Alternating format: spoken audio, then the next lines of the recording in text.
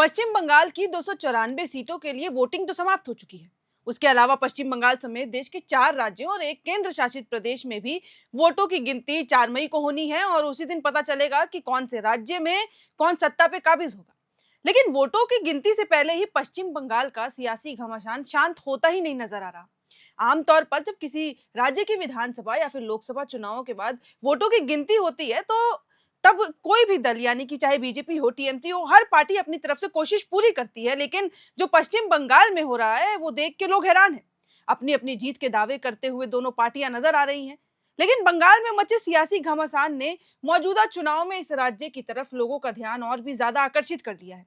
राजनीतिक दलों के दावों से ज्यादा हर रोज नए नए विवाद अब सामने आ रहे हैं। अब जो विवाद सामने आया है उसकी वजह से इलेक्शन कमीशन ने एक बड़ा फैसला लिया है। दरअसल पश्चिम बंगाल के चुनावी रण के बीच दक्षिण 24 परगना से एक ऐसी खबर सामने आई जिसने सबको हैरान कर दिया। बंगाल विधानसभा चुनाव दूसरे चरण के मतदान के दौरान दक्षिण 24 परगना जिले के 144 फाल्ता विधानसभा क्षेत्र में बड़े पैमाने पर चुनावी गड़बड़ियां और धांधली की पुष्टि हुई है, जिसके बाद भारत निर्वाचन आयोग ने एक ऐतिहासिक और कड़ा कदम उठाया है।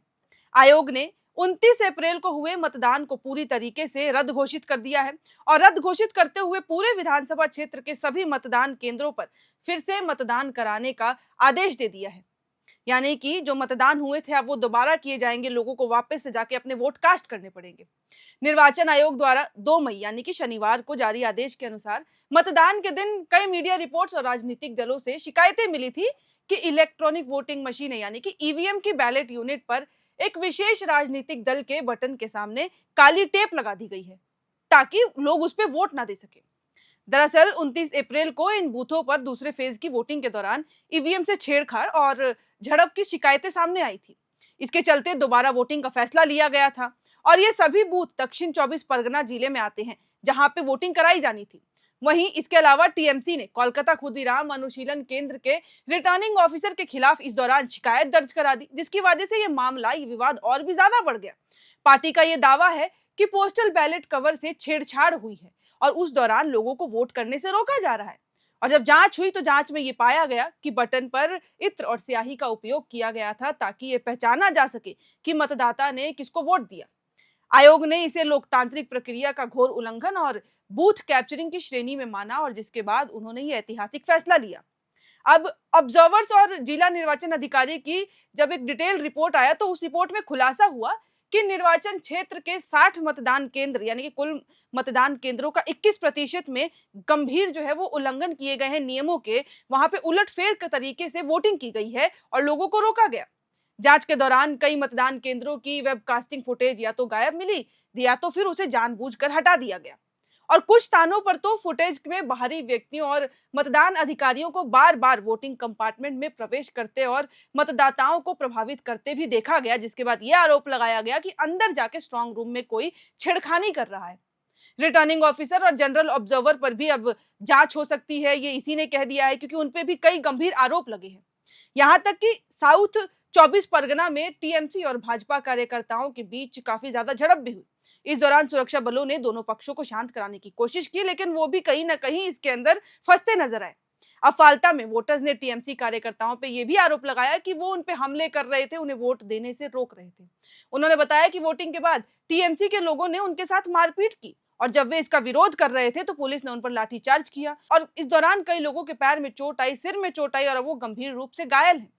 वहीं टीएमसी ने यह आरोप लगा दिया है कि मगराहट के बूथ नंबर 127 पर सुरक्षा बलों ने उनके कैंप में तोड़फोड़ की और कार्यकर्ताओं से मारपीट की है और उन्हें वहां से भगाने की कोशिश की।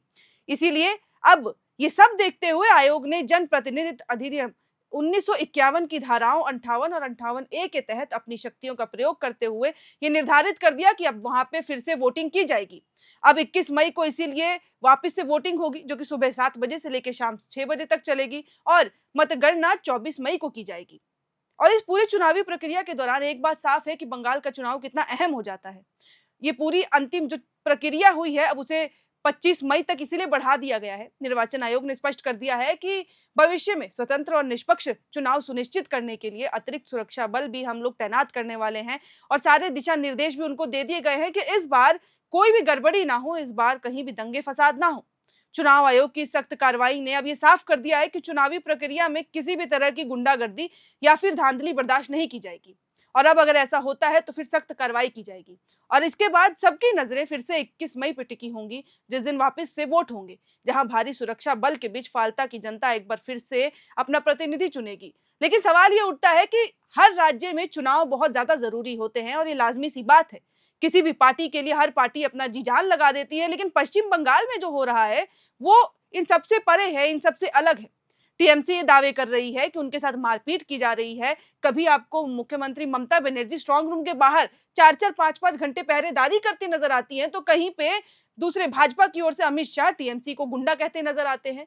तो इस पूरे आरोप प्रत्यारोप में एक चीज साफ है कि दोनों में से कोई पीछे हटना नहीं चाहता है, दोनों में से कोई भी कोई रिस्क नहीं लेना चाहता है। और साफ है तौर पे दिखता है कि दोनों ही जो दावे कर रहे हैं कि इस बार जो बम्पर वोटिंग हुई, क्योंकि सफलतापूर्वक पहले और दूसरे चरण की वोटिंग हो गई थी, लेकिन इस दौरान जो भी ये मारपीट हुई, जो ईवीएम में छेड़खानी के आरोप लगे हैं, यहाँ तक कि जब सामने आके कह दे रही है कि उनको मारपीट के द्वारा रोका जा रहा था ताकि वो वोट ना कास्ट पाए, तो एक गंभीर सवाल है। इसी को देखते हुए इलेक्शन कमीशन ने अपना फैसला सुना दिया है और ये भी कह दिया गया है कि कोई भी पार्टी अब इन सब मामलों में ज्यादा हस्तक्षेप करते नजर ना आए, नहीं तो उनके खिलाफ भी सख्त कार्रवाई की जाएगी।